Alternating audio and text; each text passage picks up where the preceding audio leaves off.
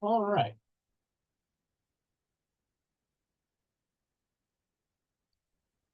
Let's go ahead and start this presentation.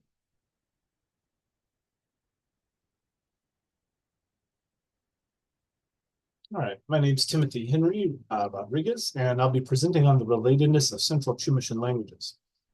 This presentation is for the Western Institute for Endangered Language Documentation 2024 workshop on fragmented languages. Just as a start, here is the breakdown of the Chumashan language family. We're going to be focusing on this Southern Chumash language family,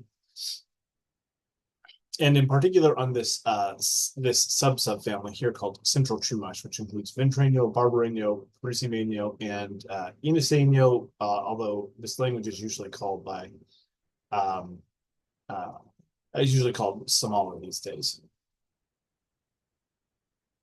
Here's a breakdown of territory.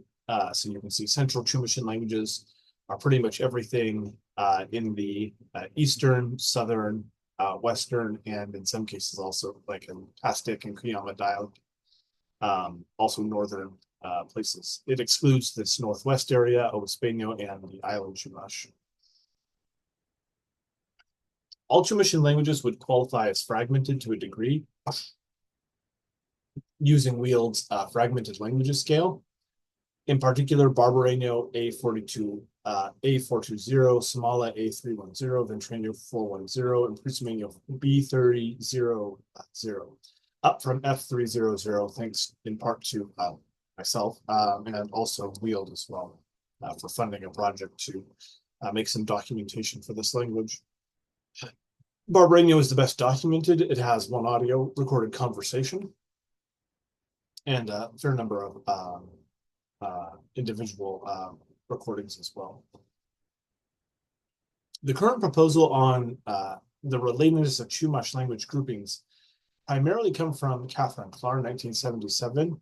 Although groupings into things like Northern and Southern, those groupings go back to the late 19th century. Not a whole lot has been said about the relatedness of Central Chumashan languages, though, beyond some sort of offhand comments. Ventrano is least like the other Chumashan languages. Clark offers some phonological reconstructions that do support this in some ways. The comparative grammatical data are underutilized by all authors. And it's also important to note that Clark's 1977 dissertation seemed to, when she did that dissertation, seemed to be missing access to a significant amount of Ventrano data. So there are a lot of Ventrano cognates which do exist, which are not in her data set.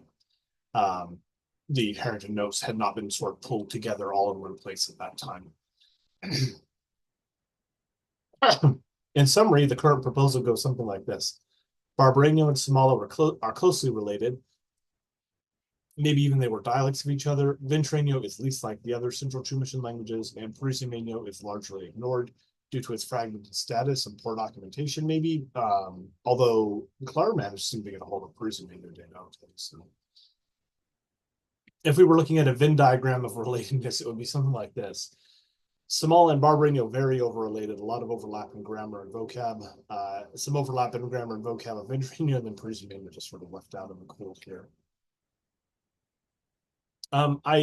I think that we can come up with a different and maybe better hypothesis. And I'm going to call into question the current taxonomy of Central Chumash. I'm also going to propose considering that maybe something like a dialect continuum is a better, is sort of the best situation supported by the data of these languages at the time they were spoken. Letting it augment the current claims, which are based almost entirely on phonetic data, because we'll be looking at grammatical data here. In particular, I'm going to be incorporating information from grammatical affixes, particularly those close to the noun verb, the verb root, and the noun. Those which I think should show greater time depth in terms of grammaticization.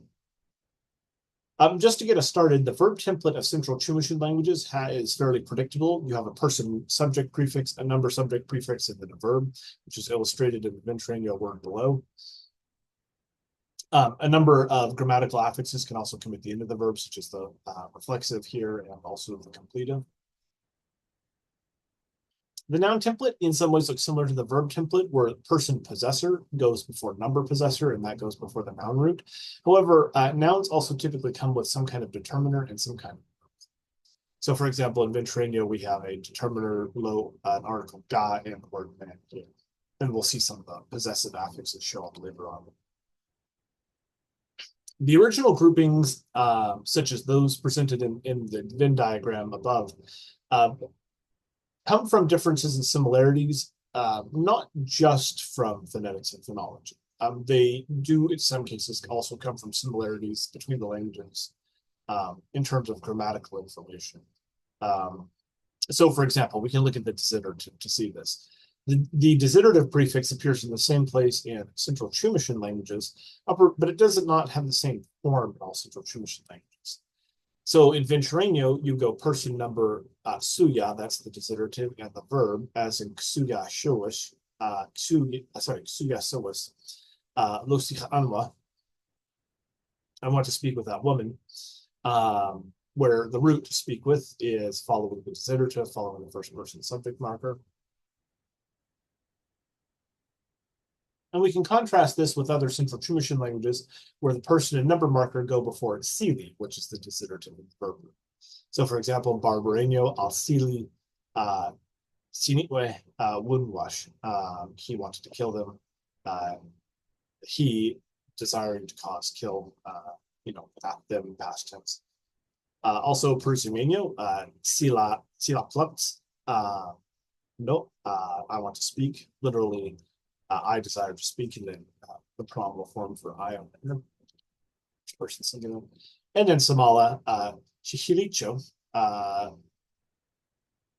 where Shihili breaks down into sub, a third person subject, and Sili desire, to stop. He wants to stop. Like the desiderative, affixes for person, number, negation, intent, and aspect do tend to be closer to the verb base or the verb root. Grammatical affixes for clause combining or those indicating lexical relationships within the phrase are farther away from the roots and the bases. So we're going to take a look at 4 affixes that are near the base. In addition to the negative prefix, for example, comes before the person number prefixes, and this is true for Ventureño, Perusimeño, and Samala. So negative, person number, and then verb root. And we can see this in these languages here, such as Ventureño, negative, I, look out. I did not look out.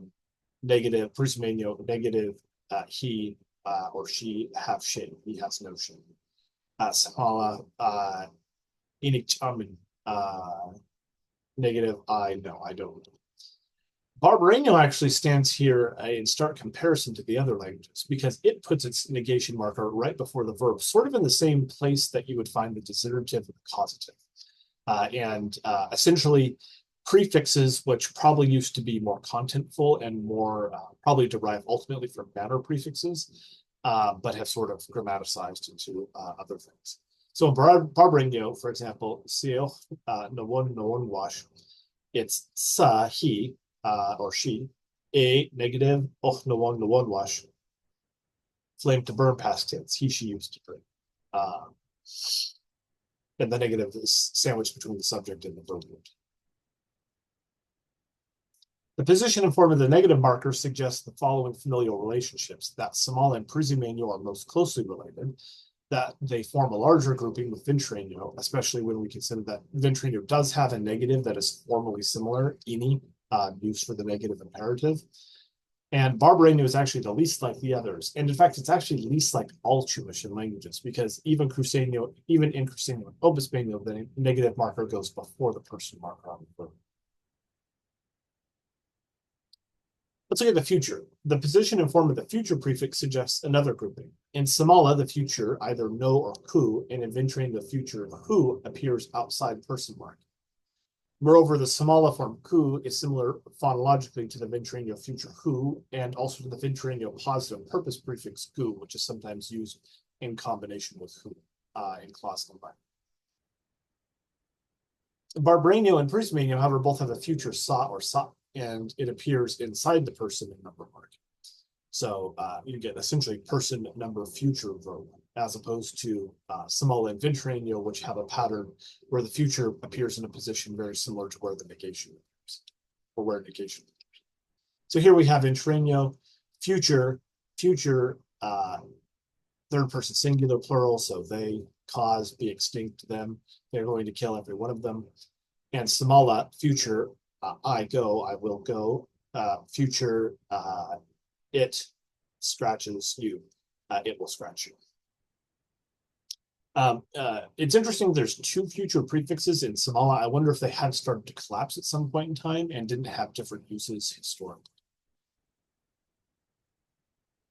In Barbareño, we have leso, alish, hilmais, I, future, skin, imperfective, corn. I'm going to skin corn. And Prismeño, xakili, I, future, get, file.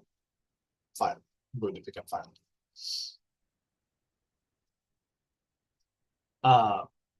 Chumashan languages are known for having a set of articles in addition to their nouns. These go near, often right next, often right before, or right after the possessive pertensive prefixes. And the pertensive prefixes are fairly similar across languages. They primarily differ in how the third person is expressed, especially the third person when it's in the singular. And while the articles differ in form, their place within the noun doesn't among the languages. Chumashan languages seem to be able to have 1 to 2 articles, and they typically seem to convey information about the informational status of the noun, like newness, given, misidentified. In Ventranial, article 1 and 2, and we'll just label them this way for ease of discussion, are si and ga. Prismeño has articles a and ga. Samola has articles ma or ha, and also the article ol.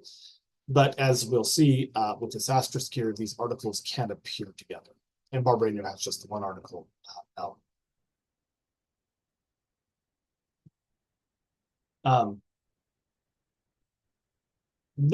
The article suggests that Ventranial and Prismeño have either a close common origin or exchanged morphology through contact at some point. The form of one of their articles is shared, ga, and in fact, this article is even shared with one of the languages that was spoken on the islands of Roseño, one of the dialects of Cruceño. Both languages also have 2 mutually exclusive articles, meaning you can't find a word that has both of the articles used at the same time. Barbareño and Samola would seem to be more similar with their share article L. So far, several groupings are suggested by the literature and the data, just in summary. Samola and Barbareño are related closely, and Prismeño is related less closely, and Ventranial is the least closely related. This is suggested by, this is sort of the, if there is any current suggestion for grouping Central Chumashan languages, it's this grouping right here, right now. Yet we've just seen grouping with a negation that puts Samola and Prismeño together, Ventranial with them, but slightly more different because the form is different. And Barbareño sort of the least. The future groups Samola and Ventranial together and Barbareño and Prismeño together separate from each other. And articles group Ventranial and Prismeño together and Samola and Barbareño together. This last one is actually quite interesting because Ventranial territory and Prismeño territory at the time of European contact were not contiguous. They were separated by quite a bit of Samola or Inoceño and Barbareño territory. At the moment, I think it's best to conclude that the Central Chumashan languages form something akin to a dialect continuum.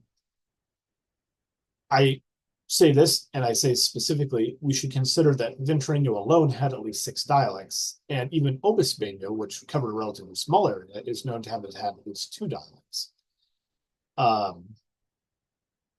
So either a dialect continuum or a continuum where things were, in terms of sharedness, weren't always sort of very clear in delineating one language from another. Grammatical evidence and included evidence from Prismeño prevents us from saying more at the moment. Not that we can't say more definitively, I do think that the phonology and the morphology need to be brought in, and sort of the number of similarities need to be weighted if possible and tallied if possible. It may be that the phonological similarities among Barbareño and Somali come from more recent contact, considering the large border both languages share with each other, or speakers of both languages share with each other. And we do also, in some cases, need to rule out shared contact with neighboring non-Chumashan languages. So it'd be curious to see, for example, with Barbareño, if we can figure out where that negative morpheme came from and why Barbareño is so different from all the other languages when it is insulated by other Chumashan languages. That concludes my presentation. I'm very grateful. If you sat through it and finished it, please do feel free to leave a comment or a question. Thank you very much. All right, let me stop the presentation. Stop sharing.